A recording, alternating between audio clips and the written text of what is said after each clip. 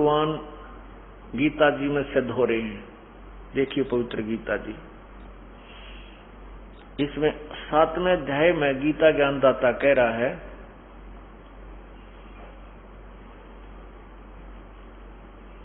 नीचे आइए 24वें श्लोक में कहते हैं, बुद्धिहीन पुरुष मेरे अनुत्तम माने घटिया अविनाशी परम भाव को नहीं जानते, अव्यक्त मन इंद्रियों से परे मुझ सच्चिदानंद घन परमात्मा को, ये माम माने मुझ को व्यक्ति भाव में प्राप्त हुआ मानते हैं। अव्यक्तम माम अव्यक्तम, मुझ अव्यक्त को, मैं किसी के सामने नहीं आता। अव्यक्त का अर्थ होता है मैं किसी के सामने प्रकट नहीं होता, गुप्त रहता हूं। मुझे व्यक्ति भाव में आया हुआ मानते हैं। ये मूर्ख लोग मुझे कृष्ण मान रहे हैं, मैं कृष्ण नहीं हूं। स्पष्ट क्या है, मैं अव्यक्त रहता हूं। अव्यक्त का अर्थ क्या होता है, जैसे सूर्य बादलों के पीछे हो, बादल छाए हो, तो उसमें सूर्य हमें दिखाई नहीं देता, लेकिन बादलों के पार विद्यमान है। वो अव्यक्त है, वो प्रगट नहीं है, वो व्यक्त नहीं है, वो हमारे सामने दृश्यमान नहीं है। अदृश्य को अव्यक्त कहते हैं। तो ये कहते हैं कि युग काल कहता है कि मैं भी अव्यक्त हूं, और मुझ अव्यक्त को ये व्यक्ति आया हुआ मानेंगे। ये कृष्ण सोच रहे होंगे, मैं कृष्ण नहीं हूं, क्योंकि वो तो बोल कृष्ण में रहा था। अब 8वें अध्याय के अंदर अभी जो आपको बता रहे 18वें श्लोक में यही प्रमाण दे रहे हैं कि इसमें गीता जी के 8वें अध्याय के 18वें श्लोक में लिखा है कि उस परब्रह्म अव्यक्त से क्या जब दिन समाप्त होता है तो सभी उसकी रात्रि रूप में सब प्राणियों का विनाश हो जाता है, और जब वो परब्रह्म की एक रात समाप्त होती है और दिन शुरू होता है 1000 युग का, तब यह सृष्टि काल की फिर रची जाती है। उस अव्यक्त, अब देखना बिल्कुल 2 मिनट में समझ में आ जाएगा जो मैं क्या समझाना चाहता हूं आप जी को। 8वां अध्याय 18वें पाओ, इधर यहां संपूर्ण चराचर भूतगण व्यक्त है। चराचर भूतगण ब्रह्मा के दिन प्रवेश काल में नहीं, ये परब्रह्म के प्रवेश के दिन काल में अव्यक्त से, अर्थात परब्रह्म के सूक्ष्म शरीर से, उस अव्यक्तात्मा ने उस अव्यक्त से, अव्यक्तात्मा ने परब्रह्म रूपी अव्यक्त से उत्पन्न होते हैं। और परब्रह्म की रात्रि के प्रवेश काल में उस अव्यक्त नामक, यहां परब्रह्म मानना पड़ेगा हमने, कि सूक्ष्म शरीर में ही लीन हो जाते हैं। आगे देखिए, हे पार्थ 19वां श्लोक, वही यह भूत समुदाय उत्पन्न होकर संस्कारवर्त के वश, प्रकृति के वश हुआ, रात्रि के प्रवेश काल में लीन होता है और दिन के प्रवेश काल में उत्पन्न हो जाता है। आगे देखना, ये 20 में क्या कहा है, परंतु उस अव्यक्त से परे जो दूसरा अव्यक्त है, दूसरा विलक्षण जो सनातन अव्यक्त भाव है, उस परम दिव्य पुरुष, वह परम दिव्य पुरुष सब भूतों के नष्ट होने पर भी नष्ट नहीं होता। क्या कहा है कि एक तो गीता ज्ञान दाता ब्रह्म ने, एक तो गीता ज्ञान दाता ब्रह्म ने 7वें अध्याय के 24वें श्लोक में बताया कि मैं भी अव्यक्त हूं, और मुझ अव्यक्त को ये व्यक्ति रूप में कृष्ण मान रहे, मैं कृष्ण नहीं हूं, मैं अव्यक्त रहता हूं। फिर 8वें अध्याय के 18वें श्लोक में बताया कि सभी प्राणी उस परब्रह्म रूपी अव्यक्त के दिन काल में तक प्रकट हो जाते हैं, रात्रि काल में जो 1000 युग का होता है उसमें वो लीन रहते हैं। फिर कहते हैं 18वें अध्याय के 20वें श्लोक में लिखा है कि परंतु उस अव्यक्त, इस परब्रह्म से भी एक और अव्यक्त जो अविनाशी अव्यक्त भाव है, वो परम पुरुष परमात्मा तो सभी प्राणियों के नष्ट होने पर भी कभी नष्ट नहीं होता। देखो 8वें अध्याय का अध्याय 8 का ये 20 श्लोक देखो। परंतु उस अव्यक्त से भी जो परे यानी परब्रह्म से भी जो दूसरा अव्यक्त भाव पूर्ण परमात्मा है, जो सनातन यानी सदा रहने वाला अव्यक्त भाव है, वह परम दिव्य पुरुष सब भूतों के नष्ट होने पर भी नष्ट नहीं होता। अब 20-21 में देखो।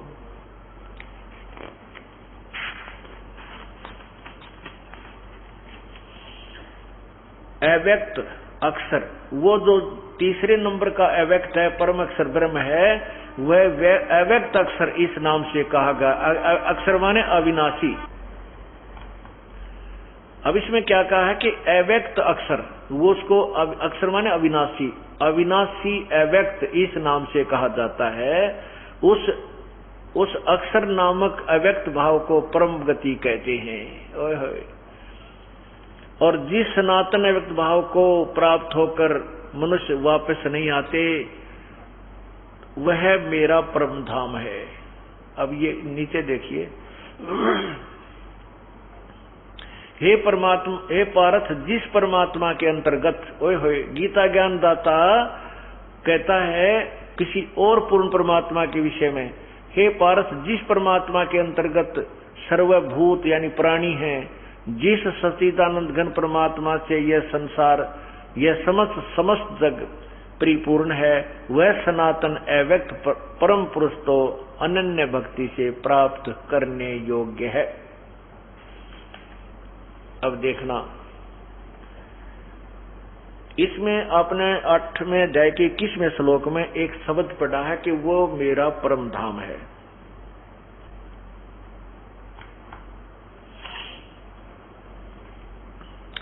यहां पर जो काल कह रहा है कि वो मेरा भी परम धाम है। अब कहने का भाव है कि यो काल भी उस सतलोक से ही यहाँ आया है और हम भी वहीं से आए हैं। अपना भी मुख्य स्थान तो सतलोक ही है और ये भी कह रहा है मेरा भी वो परम धाम है। अब जैसे कोई किसी गांव में रहा करते और वो 2-3 पीढ़ी से शहर में रह रहे हैं और उस गांव में उनका कोई संपत्ति नहीं, कोई जायदाद नहीं, अब उनका कोई वहां पर हिसाब किताब वोट भी कोई ना, और फिर भी उस गांव का व्यक्ति उसे कभी मिलता है तो यूं क्या कर, भाई मेरा भी पुराना गांव वो ये है।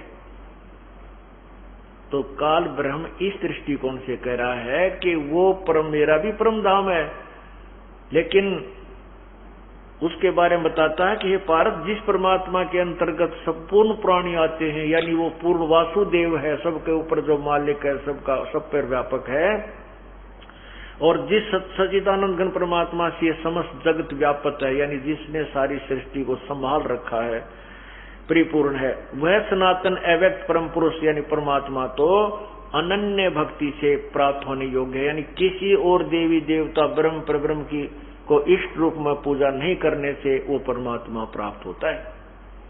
यानी अनन्य भक्ति इसका कहते हैं कि किसी और में ध्यान नहीं, ना किसी में आस्था रहे, ना किसी को इष्ट रूप में पूजे। जो पति भरता पति से राती, आन पुरुष नहीं भावे, बस पी हर्म सुरत प्रीतम, जनो कोई ध्यान लगावे। अब जैसे पतिव्रता लड़की अपने घर भी चली जाती है तो भी अपने पति का चिंतन नहीं भूलती, और पतिव्रता लड़की अपने एक ज्वाइंट फैमिली में भी रहती है, उसमें सास भी है, ससुर भी है, जेठ भी, जेठानी भी, देवर और देवरानी भी। वो यथोचित उत्तर सब आदर सबका करती है। जेठ को बड़े भाई यानी की तरह, पिता ससुर को पिता की तरह, सास को माँ की तरह, देवर को छोटे भाई की तरह। तो इस प्रकार वो सबका आदर करती है, लेकिन जो उसका लगाव अपने पति में होता है वो किसी में नहीं हो सकता। उसके लिए पति पूज्य होता है वो, और अन्य का वो सत्कार करती है। इसी प्रकार हम जितने भी अपने जो आपको मंत्र दिए जाते हैं, ये हमारा एक परिवार है। ब्रह्मा विष्णु महेश शिव, ये दुर्गा आदि, ये हमारा एक परिवार है।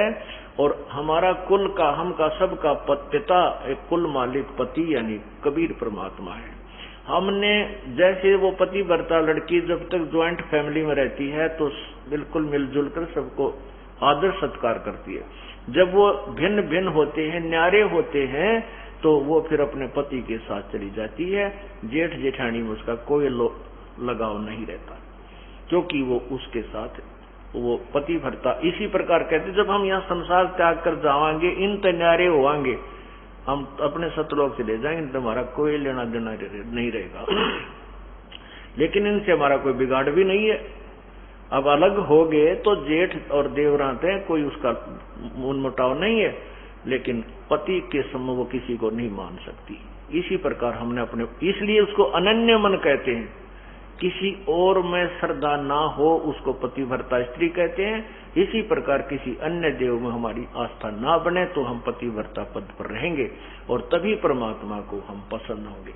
और जब हम इस तरीके से उस कबीर परमात्मा को पूजेंगे, किसी देव में आस्था नहीं रखेंगे, तब हम पतिव्रता पद पर आ जाएंगे। उसके बारे में बताया है, पतिव्रता जमी पर जो जो धर है पांव, समर्थ झाड़ू देत है, ना कांटा लग जावे।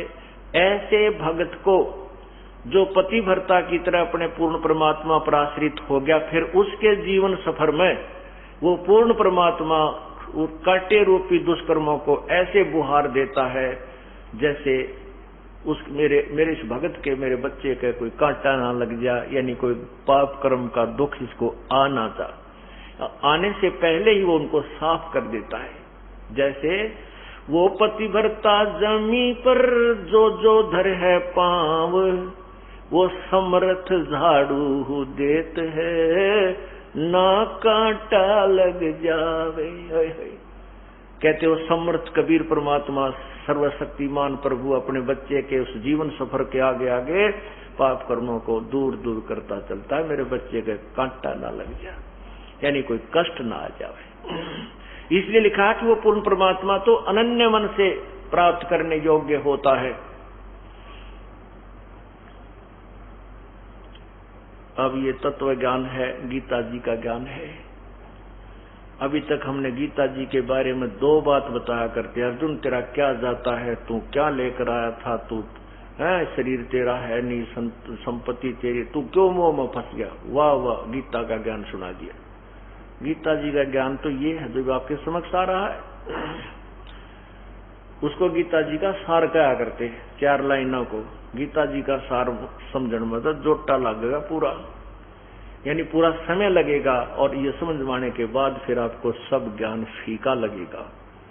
इसको तत्व ज्ञान कहते हैं। और ज्ञान सब ज्ञानड़ी, ये कबीर ज्ञान सो ज्ञान, जैसे गोला तोब का भाई, करता चले मैदान।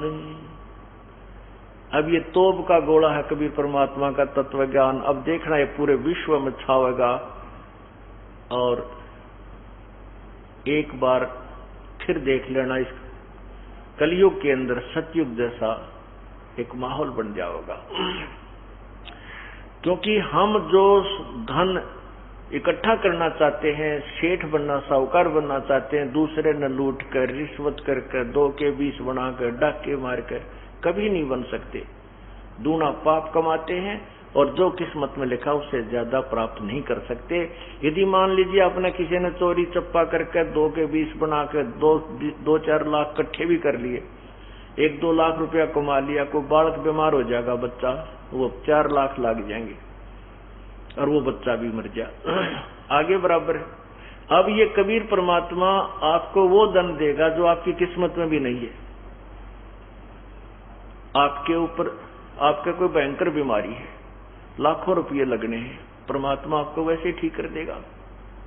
आपको वो बच गए पैसे, और वो पाप कमा के तब पाप तो कमा सकते थे लेकिन पैसा नहीं कमा सकते थे। अब मैं आपको उस परमात्मा कैसे कृपा करता है 1-2 भगत का उदाहरण देता हूं।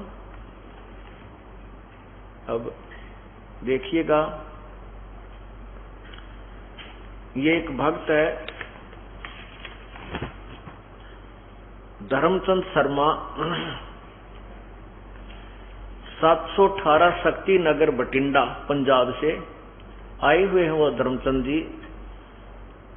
वो कहाँ एक बार कृपा खड़े होकर के अपने भक्त भाइयों को दर्शन दे, वो सामने खड़े हुए, वो सामने हाथ जोड़े खड़े हैं। ये धर्मचंद जी शर्मा हैं, बठिंडा से आए हैं। इन्होंने पहले 30 वर्ष से एक पंथ से नाम ले रखा था जो 5 नाम देते हैं, निरंकार, ओंकार, ज्योति निरंजन, सतनाम, सोहम, ये 5 नाम वाले ग्रुप थे, ये नाम ले रखा था। उसके बाद इन्होंने हमारे ज्ञान का पता लगा, ये बरवाड़ा आश्रम में आए।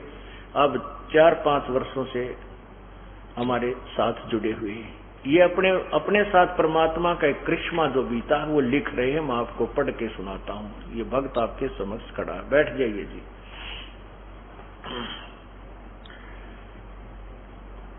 ये क्या लिखते हैं कि दास बठिंडा का रहने वाला है। ओए होए, कितनी प्यारी बोली हो जाती है परमात्मा के बच्चे की जो सत्संग मानने लग जाता है। दास बठिंडा का रहने वाला है। सन 2005 की घटना है। दास ने एक वेल्डिंग का काम करने वाले से 1000 रुपये लेने थे। उसने मेरे लड़के को 500 रुपये देकर कहा कि इतने ही देने थे और कोई पैसा मैंने नहीं देना। दास पुलिस महकमे से रिटायर्ड है। दास को बहुत महसूस हुआ।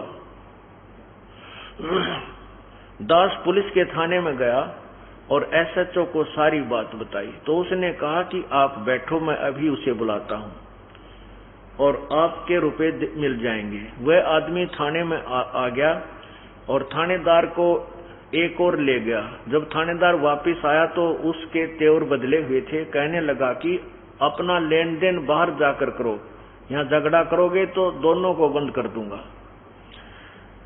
दास को दुख हुआ, परंतु कबीर वाणी का श्लोक याद आया। कबीरा आप ठगाइए और न ठगिए कोई, आप ठगाए सुख होता है और ठगे दुख होए। देख कितनी शांति दे दी परमात्मा की वाणी ने ऐसे दुख के समय। अच्छा, 1 महीने के बाद दास बैंक में गया। ओए होए, अब देखना कमाल कुदरत का। 1 महीने के बाद दास बैंक गया तो उनका प्रिंटर खराब था।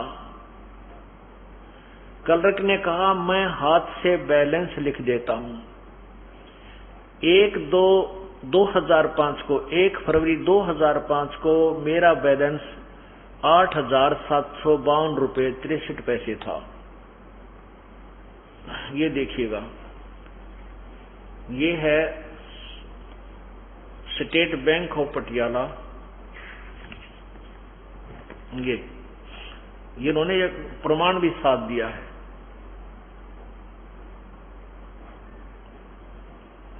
ये है स्टेट बैंक ऑफ पटियाला चालू खाता। अब इसमें क्या दिखाया है ये देखिएगा। ये है, नीचे देखना,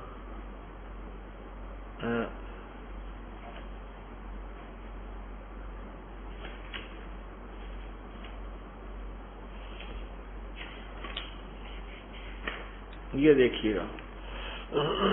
इसमें 1 फरवरी 2005 को, ये देखना 1/2/2005 को इसमें कितना बैलेंस है इनका। ये है 8,752 रुपये 63 पैसे। और फिर उसी दिन हाथ से लिखता है, नीचे देखना, ये 1/2/2005 को टोटल उसने लिखा है 24,752 रुपये 63 पैसे। 16,000 रुपये बढ़ गए। ये 8752 8,752 रुपये 63 पैसे थे उसी दिन। प्रिंटर खराब हो गया तो उसने हाथ से लिख दिए। अब उसने जब हाथ से लिखा तो टोटल बैलेंस पाया 24,752 रुपये 63 पैसे। अब फिर उन्होंने ये 11,000 एक बार निकलवाए, 9,000 एक बार निकलवाए। ये इस प्रकार जमा खाता चलता आ रहा है। अभी इन्होंने क्या बताया है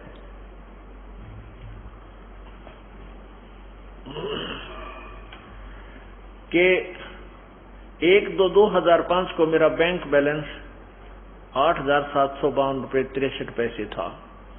1/2/2005 को ही फिर हाथ से लिखा 24,752.63 था। बंदी छोड़ की कृपा से 16,000 रुपये मेरे खाते में बढ़ गए। बोलो सतगुरुदेव की जय। कबीर वाणी पढ़कर यानी अपने शब्द को जीवन में उतार लें तो लोक सुखी परलोक सुखी हो जाएगा। गुरुदेव को दंडवत प्रणाम। अब पुण्यात्माओं, ये तो एक जैसे वो कहते हैं ना, ट्रेलर है भगवान का, ट्रेलर। यदि हम और ज्यादा दृढ़ता से इसकी तरफ लगेंगे तो ना जाने के तक ये कर देगा। अब उन बैंक वाले का भी बैलेंस पूरा उस मालिक ने किया। अब ये परमात्मा जो चाहे सो कर दे 1 मिनट में। अब आपने देखे होंगे जादूगर मिट्टी हाथ में उठाकर रुपया बना दे चांदी का, वो तो छोटे मोटे जादूगर ऐसा था ही। और ये परमात्मा उन जादूगरों का भी जादूगर है। ये सारी सृष्टि उस जादूगर ने रच रखी है। और वो ना जाने के बना दे, इस मिट्टी का सोना बना दे, सोने का पहाड़ बना दे, पत्थर का पहाड़ बना दे। अब आपको एक कथा और सुनाता हूं, परमात्मा क्या करता है। ये है भक्त राजकुंवर दास पुत्र श्री दलीप सिंह काद्यान, एक्स सूबेदार, गांव मांगावास, तहसील बेरी, जिला झज्जर का निवासी हूं। वो कहाँ है भक्त जी, एक बार खड़ा हो जाए। ये देखो, ये सूबेदार साहब खड़े हैं, श्री राजकुमार दास पुत्र श्री दलीप सिंह काद्यान, गांव मांगावास, तहसील बेरी, जिला रोहतक। अब इनके बारे में मैं आपको सुनाता हूं, जिन्होंने अपनी आप बीती मुझे लिख कर दी है। आप कृपा बैठ जाए।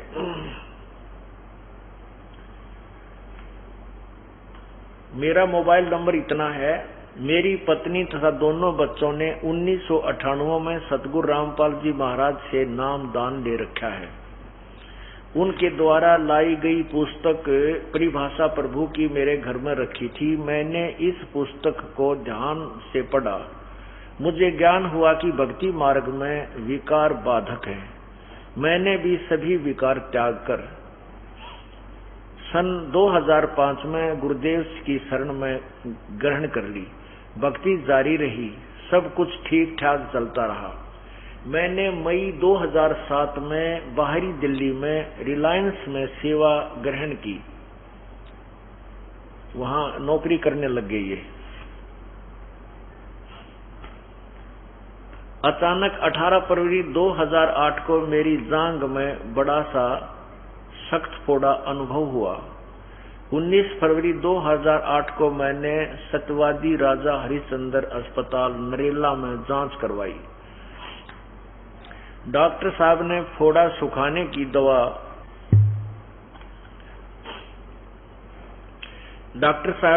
सुखाने की दवाइयां दी। 5 दिन बाद फिर जांच करवाने के लिए कहा, मगर उसी दिन दोपहर 12:30 बजे दर्द बढ़ गया। मुझे सदगुरुदेव की आवाज सुनाई दी कि यदि आप पहले शरण में आ जाते तो ये कष्ट भी नहीं आता। सायंकाल 8:30 बजे मूत्रालय के लिए निकला तो मुझे बेहद दर्द हुआ, चक्कर आ गया। बेहोशी की हालत में पसीना पसीना हो गया। मैं ब्रह्म गायत्री मंत्र यानी प्रथम मंत्र कर रहा था, जो पहला मंत्र दिया जाता है 7 नाम का। मैंने देखा कि काल ने मेरी गर्दन दबा रखी है। उसी समय बंदी छोड़ सदगुरु रामपाल जी महाराज ने मेरे सिर पर हाथ रखा और मुझे राहत महसूस हुई। सदगुरुदेव ने मुझे सतनाम का जाप करने को कहा। मैंने सतनाम की रट लगा दी। फिर सतगुरुदेव ने मुझे कहा कि श्वास वाला सुमन करो, सतनाम सतनाम नहीं, जो 2 मंत्र का है। श्वास, उस श्वास से जो जाप करते हैं उसको सतनाम कहते हैं। जो ही मैंने श्वास का सुमन शुरू किया तो काल लगभग 50 गज की दूरी पर हट गया। सतगुरुदेव ने मुझे बताया कि इतनी देर में यह काल कर्महीन की तो छाती को तोड़ देता। अय है।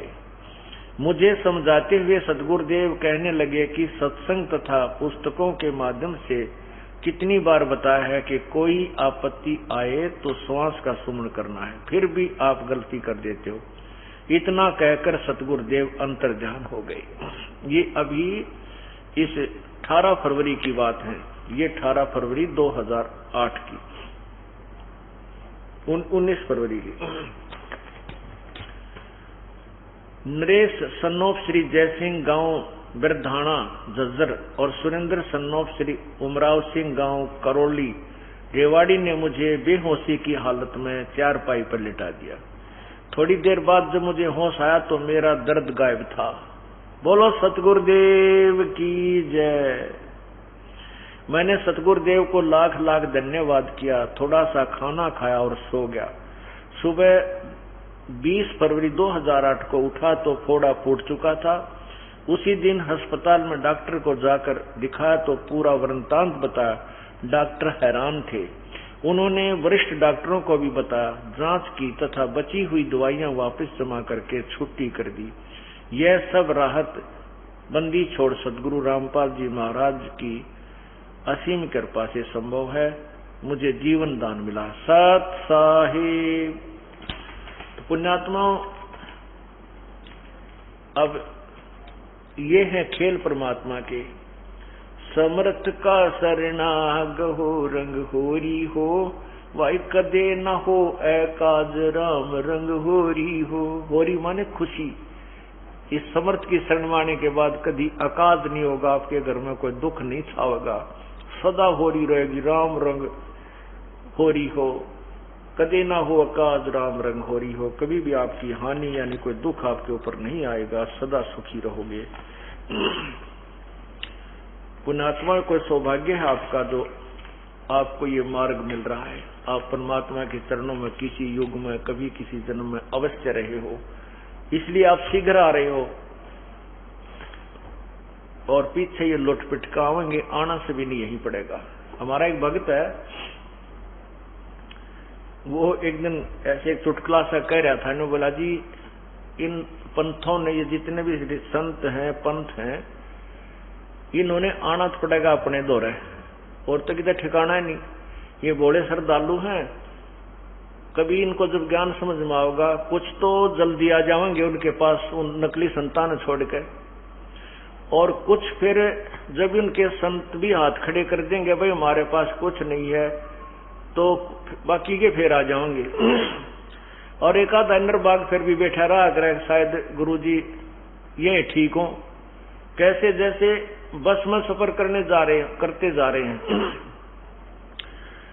और वो बस खराब हो जाती है, तो कंडक्टर ड्राइवर ने कह दिया करें भाई बस खराब हो गई है, दूसरी में बैठ लो। तो समझदार तो तुरंत उतर कर दूसरी बस की इंतजार करने लग जाते हैं, या पकड़कर दूसरी बस में चढ़कर चले जाते हैं। और कुछ एक फिर भी बैठे रहा करें, ना उतरा करें। कंडक्टर ड्राइवर भी कहते रहते भाई उतर लो या बस खराब होगी है, दूसरी बैठ लो, ना उतरे। और कुछ उतर जाए, फिर भी ना उतरे कुछ एक उसमें से। शेष जब उतरा करें, जब ड्राइवर और कंडक्टर भी उतर कर दूसरी बस में चढ़ ले, जब उतरा करें खराब बस में थे। बोला ये जो समझदार हैं वो दूसरे पंथाड़े तो शीघ्र आ जाएंगे, संकेत समझ दे अज्ञा बस तो खड़ी है चलती को ना। और कुछ फिर ये संत हाथ खड़ा कर देंगे थोड़े दिन में, भाई हमारे द्वारा पूरा तत्व ज्ञान नहीं है, किसी और के पास होता बेशक जाइयो। बाकी समझदार न्यू आ जाएंगे। और शेष जो कति अनाड़ी हैं वह जब आ लेंगे, जब उनके गुरु जी भी यहीं पर आ लेंगे। बोलो सतगुरुदेव की जय।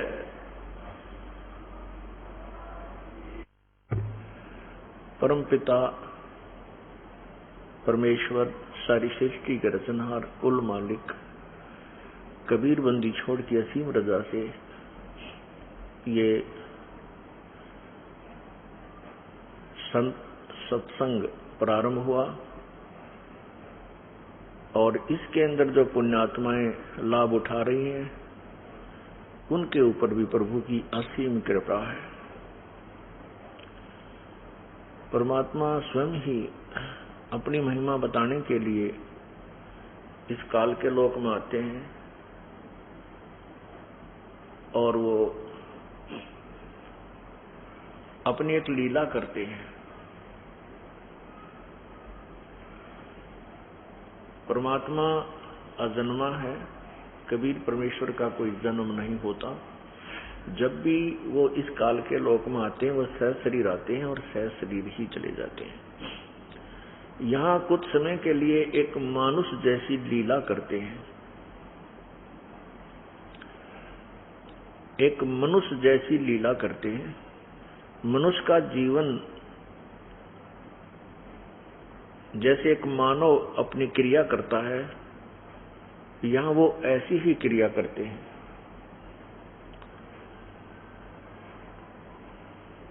तो उस समय हम उसको केवल एक मनुष्य जान लेते हैं, हम उन्हें भगवान नहीं मानते।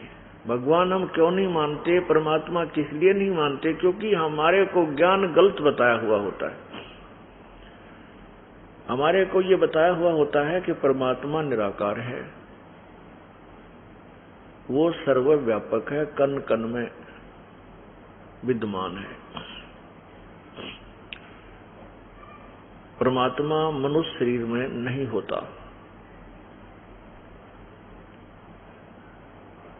इसलिए हम परमात्मा जब आते हैं तो उसको एक मानव ही मान लेते हैं, दूसरा नाम उसका संत या भक्त रख लेते हैं। संत मनुष्य भी होते हैं और संत की भूमिका में प्रभु भी आ जाते हैं। हम इसलिए नहीं मान पाते परमात्मा, उस परमात्मा आए हुए को, क्योंकि हम ये मानते हैं कि भगवान तो निराकार है। कुछ पंथों के संत ये भी कहते हैं कि जो गुरु रूप है, गुरु आया है, वो तो है भगवान साकार मानो, वो साकार रूप है भगवान का। और सतलोक में परमात्मा निराकार है, सतपुरुष निराकार है। और आत्मा सतलोक में जो चली जाती है अपनी साधना भक्ति करके, वो उस परमात्मा में, सतपुरुष में ऐसे समा जाती हैं, अभेद हो जाती हैं, जैसे समुद्र में बूंद गिर जाती है पानी की। ये उनकी थ्योरी है जो यथार्थता से बहुत दूर है, मन घड़ंत है। उन संतों ने भगवान देखा नहीं, ना सतलोक के दर्शन हुए, ना ही उनको कोई थ्योरेटिकल ज्ञान भी ठीक नहीं है उनका।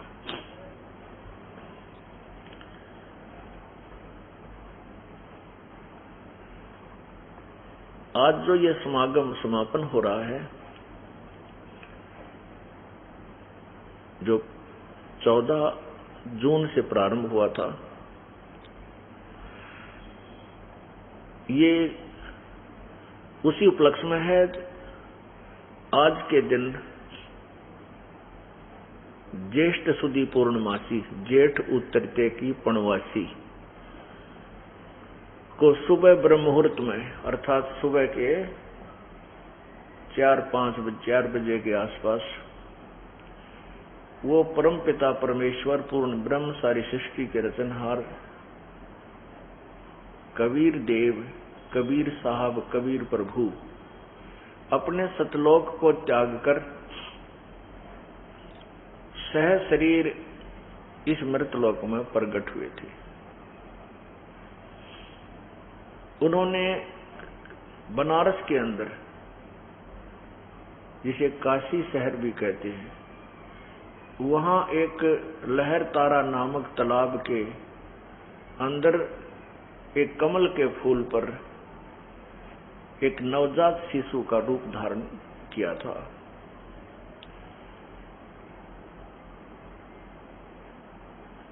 उस उपलक्ष्य में, परमात्मा के यहाँ प्रगट दिवस के उपलक्ष्य में, ये ज्येष्ठ सुदी पूर्णवासी का सत्संग की प्रतिवर्ष किया जाता है। सन 2007 में हम इसे नहीं कर पाए, क्योंकि कहते हैं भक्ति मुक्ति के दाता सतगुरु भटकत प्राण फिरंदा, उस साहिब के हुक्म बिना नहीं तरवर पात हिलंदा। उस परमात्मा के हुक्म बिना तरवर का पत्ता भी नहीं हिल सकता। उसी की रजा से सब हुआ था, उसी की रजा से ये अब देखना क्या होगा। पूरा विश्व परमात्मा को पहचानेगा। हिंदुस्तान हमारा भारत जो है ये पूरे विश्व में विख्यात होगा, समृद्ध देश होगा। यहाँ वही शांति होगी जो सतयुग के समय हुआ करती थी। आपसी राग द्वेष, लड़ाई झगड़े, ये मार काट, पैसे के ऊपर इंसान कति शैतान हो लिया, न बाण भाई का प्यार रहा, न माता पिता की श्रद्धा, केवल एक पैसा पैसा नजर आता है। और ये तत्व ज्ञान के बिना ये जीव इस बुराई को त्याग नहीं सकता। और तत्व ज्ञान हो जाने के उपरांत ये प्राणी, जैसा कि आपने कल पवित्र गीता जी में सुना था 7वें अध्याय के 29वें श्लोक में, कि तत्व ज्ञान से परिचित होने के उपरांत और तत्ब्रह्म यानी उस परम अक्षर ब्रह्म पूर्ण परमात्मा की महिमा और सतलोक में के सुख से परिचित, यानी तत्व ज्ञान के द्वारा पूरा ही वर्णन दिया जाता है कि तुम यहाँ इस मृत लोक में कितने कष्ट उठाते हो, जन्मते हो, मरते हो, जन्मते हो, मरते हो, कितना पहाड़ जैसा कष्ट आप उठा रहे हो, और सतलोक में जाने के बाद फिर तुम्हारा जन्म मृत्यु सदा के लिए समाप्त हो जाएगा। वहां फिर हम ऐसे ही रहा करेंगे जैसा यहाँ रह रहे। ये तो डुप्लीकेट माल है, यहाँ का जो जीवन है, यहाँ की पृथ्वी है, यहाँ के जो सुख हैं, ये तो बिल्कुल थर्ड क्लास फोर्थ क्लास का जहाँ वो माल भी नहीं है।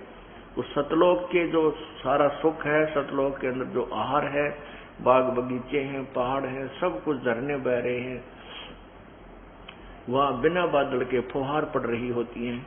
यानी जो सुख हम यहाँ आर्टिफिशियल फुहारे पूरे लाका या वैसे प्राप्त करते हैं, वो वहां सदा बना रहता है, वहां कभी मृत्यु नहीं होती। सतलोक में जाने के बाद कभी मृत्यु नहीं होती। अब यहाँ हमसे आज कितने बड़े सेठ हैं, चाहे कितनी फैक्ट्री चलने से हम राष्ट्रपति बने हुए हैं, लेकिन मृत्यु होगी। ये सुख रह नहीं सकता, अस्थायी अक्षीण परिवर्तनशील है, और वहां कांस्टेंट है, सदा रहने वाला शाश्वत सुख है।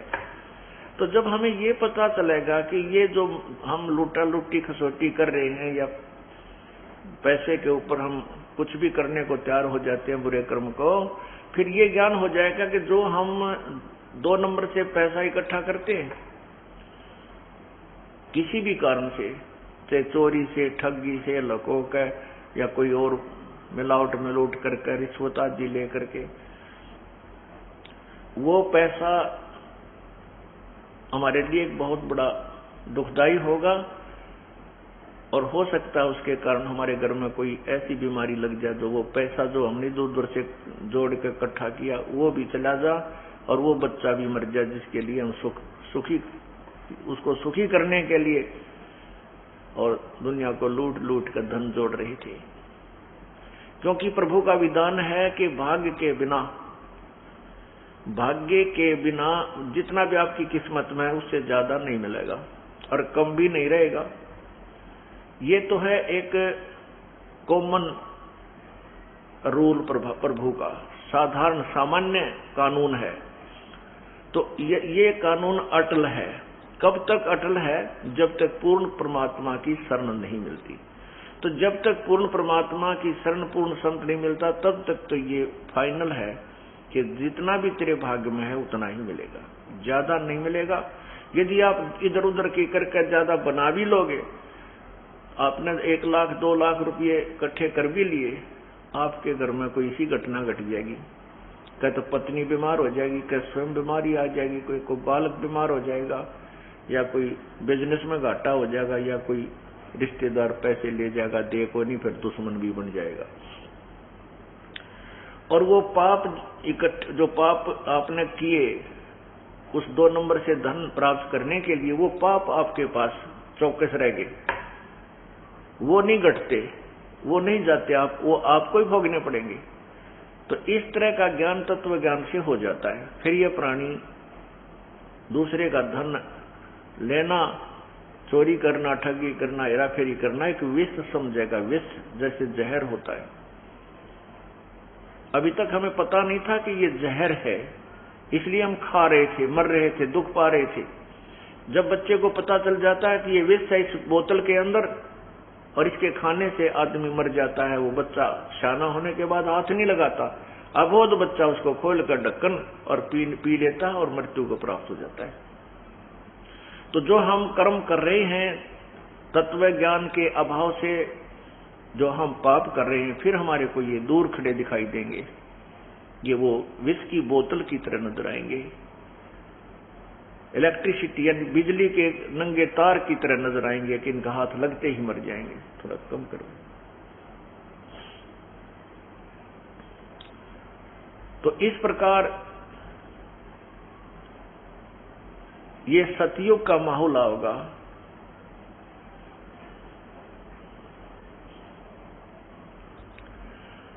अब आप सत्संग में आते हैं, देख रहे हो, मैं तो विशेषकर देख रहा हूं कि जब से इस दास ने परमात्मा की मजदूरी करनी शुरू की है, उसके बच्चों के लिए उसके तत्व ज्ञान को प्रचार करना शुरू किया है और ये उपदेश देना प्रारंभ किया है, उस दिन से देख रहा हूं कि जो भक्त हमारे परमात्मा कबीर बंदी छोड़ की शरण में आए हैं, उस समय उनकी क्या स्थिति थी। शुरुआत में तो वही आए हैं जो केवल बीमार थे, रोगी थे, किसी का घाटा हो रहा था, क्या में बरकत नहीं थी, पशु मर जावे थे, किसी की फसल खराब हो जाती, किसी का ट्यूबवेल ना लग गया था, किसी की भैंस के थन बिगड़ जाए थे। तो शुरुआत यहां से हुई थी, क्योंकि समर्थ की समर्थता का तभी पता चलता है जब हम उसके गुणों को प्राप्त करते हैं। जैसे हम परमात्मा के विषय में सुना करते थे, प्रभु ये कर देता है, प्रभु निर्धन को धनवान बना देता है, परमात्मा रोगी को स्वस्थ कर देता है और परमात्मा अंधे को आंखें दे देता है, प्रभु पिंगल को पहाड़ पर चढ़ा देता है। तो ये हम भगवान के गुण सुना करते, लेकिन होते कहीं नहीं देखे थे। हमने ये मान लिया था कि ये कभी सतयुग में होते होंगे, अब नहीं हो सकते, क्योंकि हमारी बाल बुद्धि थी, मंद बुद्धि के थे हम, तत्व ज्ञान नहीं था। अब कारण ये था कि जो परमात्मा के गुण उस समय थे वो आज भी हैं, क्योंकि वो अपरिवर्तनशील है। प्रभु के गुणों में कोई परिवर्तन नहीं होता। वो हमें प्राप्त नहीं हो रहे थे, वो अपनी त्रुटि थी। जैसे बिजली के गुण आप सुनते हो, बिजली पंखा चलाती है, ठंडी ठंडी हवा देती है, कूलर चलाती है, ट्यूबवेल चलाती है, आटा पीस देती है, ऐसे ऐसे गुण, और अंधेरे को उजाले में बदल देती है। ये इलेक्ट्रिसिटी के मेरिट से गुण हैं उस बिजली के, और उसके गुण तो हैं, लेकिन वो कैसे होंगे कि अपने पास पंखा भी हो, बल्ब भी हो, और फिर कनेक्शन हो उस पावर हाउस से जिसमें बिजली हो, और फिर देखना कनेक्शन मिलते ही बिजली अपना काम शुरू कर देगी।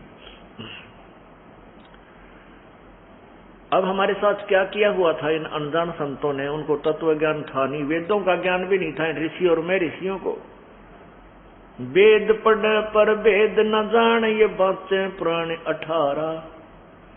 जड़ को अंधा पत्ते खोआ, वह भूल गया सिरजनहारा।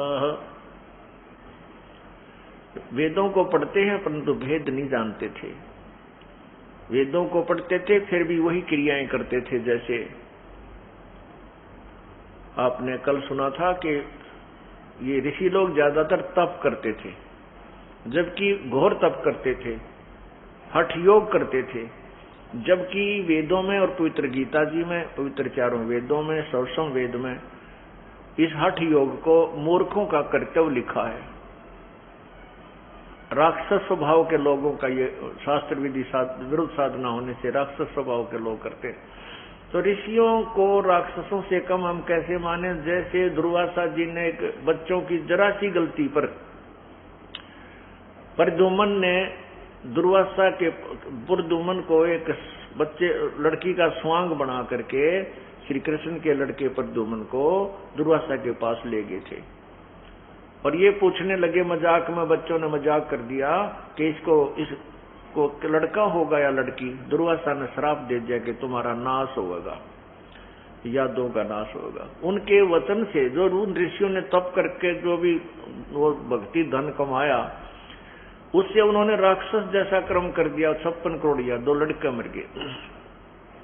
इसी प्रकार चुनक ऋषि ने 72 अक्षौणी सेना, 72 करोड़ सेना मानदाता चक्रवर्ती राजा की अपनी उस भक्ति कमाई थे, जो धन जोड़ा था, वो जो सिद्धि कमाई थी, उसके आधार से उसकी 72 करोड़ सेना को मार डाला। और कपिल मुनि जी, कपिल जी, वो एक बार साधना कर रहे थे बंगाल की खाड़ी में, और राजा सगड़ के 60,000 पुत्र कोई क्रिया अपना धार्मिक अनुष्ठान करते चल रहे थे। उनका घोड़ा खोल कर इंद्र ने और चुनक ऋषि की जांग का बंधवा दिया, टांग के। तो घोड़े की तलाश करते हुए 60,000 सगड़ के पुत्र जब ऋषि कपिल जी के पास आए, तो उन्होंने उस ऋषि के ऐसे शरीर में, काखों के इस कंधों के नीचे कोख में भाले गाड़ दिए। ये सोचा कि ये ऋषि ने हमारा घोड़ा बांध दिया है लाके, और इसको ललकारते हैं तो युद्ध करें। अब ऋषि के तप करते करते उसकी पलक, आंखों की जो पलक है, इतनी बढ़ गई थी, जमीन पर टिकी हुई थी।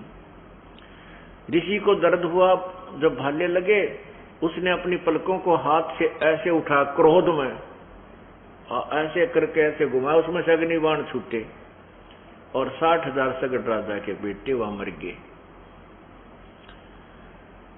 60,000 सगड़ के होते कपिल मुनीश्वर खाए। अब बताओ, राक्षस किसी ने क्या करते? जो मांस खाया करते, मांस खाते थे, वो चाहे न्यू मार दो, चाहे तीर से मार दो, चाहे सिद्धि से मार दो, एक जैसी बात है। तो कहने का भाव हमारा ये है, परमात्मा ये समझाना चाहते हैं कि जब तक हमें तत्व ज्ञान नहीं होता, हम ऐसे ही कर्मों में लगे रहते हैं और शास्त्र विरुद्ध साधना करते रहते हैं। तो जब हमें तत्व ज्ञान हो जाता है, तो हम केवल वही क्रिया करते हैं जो हमारे को यहाँ से छुटकारा पाने की। और परमात्मा की भक्ति से ही हमें शांति मिलती है, घर में सुख होता है। तो हम जो आपको बताना चाहते थे कि अब एक सतयुग आओगा, सतयुग जैसा माहौल हो जाएगा। अब आप तो ये दास पहले देखा करता था कि उनके पास कुछ भी नहीं था, दुखी हो रहे थे। आज 8-7 साल हो गए, 10 वर्ष हो गए, किसी ने 2 वर्ष, किसी ने 4 वर्ष, किसी ने 5 वर्ष, किसी ने 10 वर्ष, 12 वर्ष।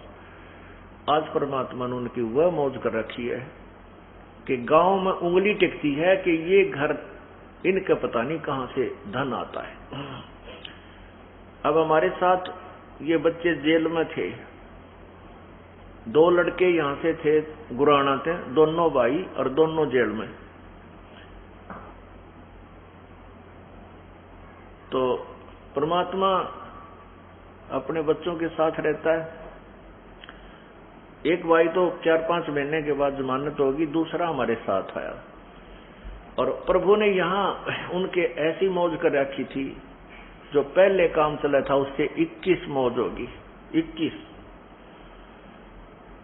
और हिम्मत देख उन बान बेटियों की, उनकी माता जी की, दोनों बेटे जेल में, और मुलाकात करने जाती थी। जब न्यों क्या करती कि तुम हार गए हो ना जेल में, तुम उकता गए हो, तो बाहर आ जाओ, हम आ जाएंगे जेल में थारे स्थान पे। एक तो न्यों जाकर रो, है नाश हो गया, है नाश हो गया। एक ये हिम्मत दिया उन बेटियों ने, उनकी माँ ने, अब तुम हार गए हो ना, काली मान रहे हो, तो तुम बाहर आ जाओ, हम तुम्हारे स्थान पर गुरुजी के साथ आ जाओ, रहेंगे। कहने का भाव यह है कि प्रभु ने नो पेटा पर रखा है कि वो साथ रहता अपने बच्चों के। तो लोग गांव वाले कहने के, आसपास के लोग ये कहने लगे, भाई इनका धन कितना हुआ इतना, ये मजाक करने लगे, ये कहने लगे कि ये आश्रम में सोना बताओ थे 30 किलो, वो इनका हाथ लग गया 1-2 किलो ये वहां से ले रही है। अब उन लोगों की सोच तो इतनी है, इससे आगे वो सोच ही नहीं सकते, क्योंकि ज्ञान उन्हें सुना को नहीं। तो ये भक्त कहते हैं, बात तो थारी ठीक है भाई, सोना ताव है आश्रम में थे, पर जिस तरह तुम कह रहे हो ऐसा नहीं आता, वो तरीका और है भगवान का देने का। अब ये इस प्रकार जब हमारा भगवान ठाठ करेगा, हमने चोरी की क्या आवश्यकता पड़ेगी, क्या झूठ बोलने की आवश्यकता पड़ेगी। जैसे आपने कल उस भगत की कहानी सुनी कि 16,000 रुपये बैंक में बढ़ गए।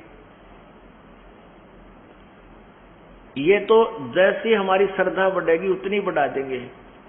और कैसे बढ़ जाते हैं, जैसे एक बहन, एक बेटी आ रही है यहां से, डराना की लड़की है वह, और गतौली ब्याह रखी है, उसका नाम है परमिला। वो कहां बैठी है बेटी, एक बार खड़ी हो है या खड़ी। इसको ब्रेन ट्यूमर, वो आपकी रिपोर्ट किस है बेटी, एक बार दिए लाइए बेटा। इस बेटी का ब्रेन ट्यूमर होगी, और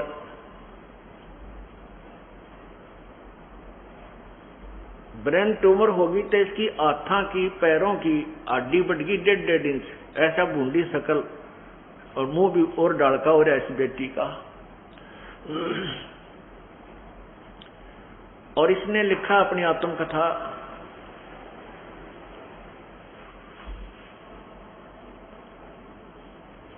ये इसके एक्सरे हैं,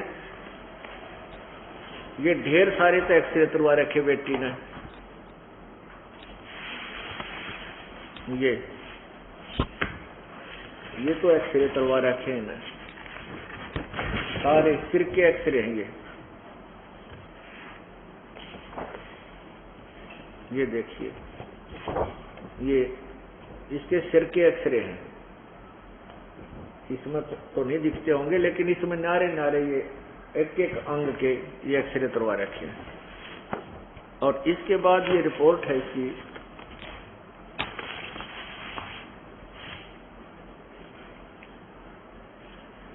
ये रिपोर्ट है, ढेर सारी।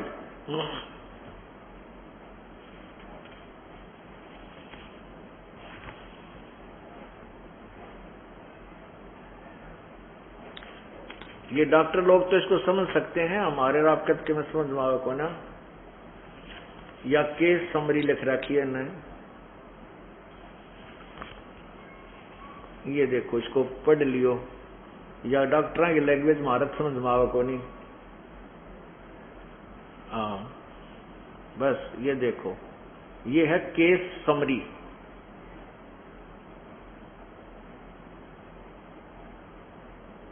ये पैरों के अंदर जो है ना,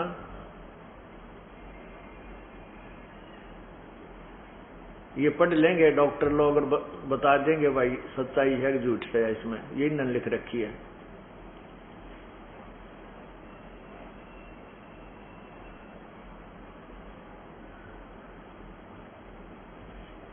ये है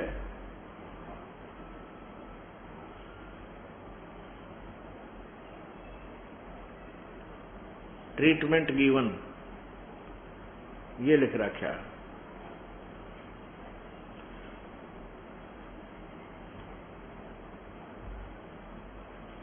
ये इसका नाम है बेटी का, पूरा एड्रेस इसके ऊपर, ये देखिएगा।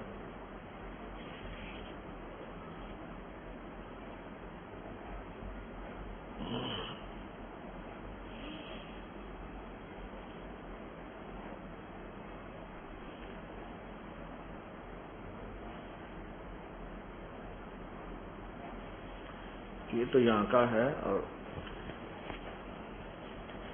ये बहुत से ऐसे हैं इसके अंदर, बहुत ज्यादा, कई कई हॉस्पिटलों में दिखा रखी किसी बेटी ने।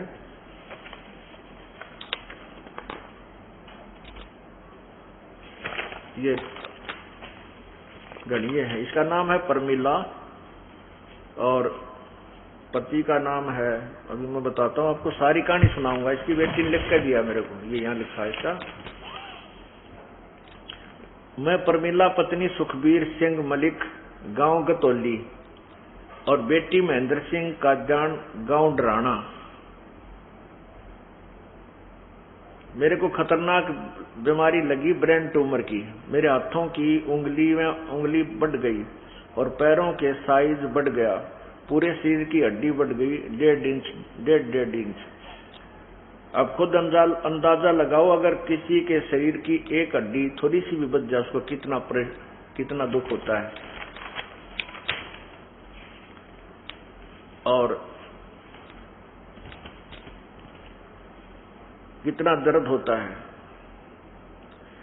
इतना दर्द होता था कि कई बार तो सहन नहीं होता था और बेहोश होकर गिर जाती थी। दिल की धड़कन बढ़ जाती थी तो श्वास का आना मुश्किल हो जाता था। बीपी इतना ही हो जाता था कि पता ही नहीं चलता था कि क्या क्या कह रही हूं, क्या नहीं। चक्कर आकर गिर जाती थी। कहीं भी घरवाले आते तब उठाते और डॉक्टरों का कहना था कि इस बीमारी में आंखें चली जाती हैं, शरीर की आकृति बढ़ जाती है, शरीर झूठा भी पड़ जाता है। ऑपरेशन करवाओगे तो 3-4 लाख रुपए लगेंगे और गारंटी, बचने की गारंटी 100 में से 1% है। अब पुण्यात्माओं विचार करो, अब इस परिवार को 3-4 लाख रुपए परमात्मा ने बचा दिए, तो ये कौन चोरी करेगा, कौन ठगी करेगा। और फिर इनको ये पता चल जाएगा कि अगर तुम आगे से किसी की को हानि करोगे, चोरी करोगे, ठगी करोगे, झूठ बोलोगे, 2 के 20 बनाओगे, मिलावट करोगे, रिश्वत लोगे, तो ये रोग फिर लग जाएंगे, दुख फिर आ जाएंगे। तो ये जहर दिखाई देंगे इनको, ये छुएंगे नीचे, भूखे रह लेंगे एक समय। तो इस प्रकार जब हम एक दूसरे को, हमारे को जब इतना ज्ञान हो जाएगा, हम पाप कति त्याग जाएंगे और लूटना तो दूर है, लूटा करेंगे, क्योंकि हमें यह भी ज्ञान हो जाएगा कि दान धर्म करने से हमारे जो पाप भी नष्ट होते, कुछ कम होते हैं और दान से ही हमें लाभ होता है, परमात्मा की प्राप्ति में सहयोग मिलता है। तो फिर हम दान करा करेंगे, हम लूटेंगे नहीं, 2 पैसे हाथ से छोड़ा करेंगे। तो 3-4 लाख रुपए लगेगा और बचने की 100 में से 1% भी नहीं कह सकते कि बच जाएगी। ऑपरेशन के दौरान अंधी भी हो सकती है। ओए, ऑपरेशन तो करेंगे तो अंधी भी हो सकती है, पागल भी हो सकती है। पूरी सूज गई थी मैं, हाथ पैर मुंह मोटा मोटा हो गया था और ऑपरेशन भी सिर्फ 2 जगह से हो सकता, एक गंगाराम हॉस्पिटल और दूसरा अपोलो हॉस्पिटल दिल्ली में। तब मेरे पापा ने गुरुजी के चरण पकड़कर रोए कि आप क्या नहीं कर सकते।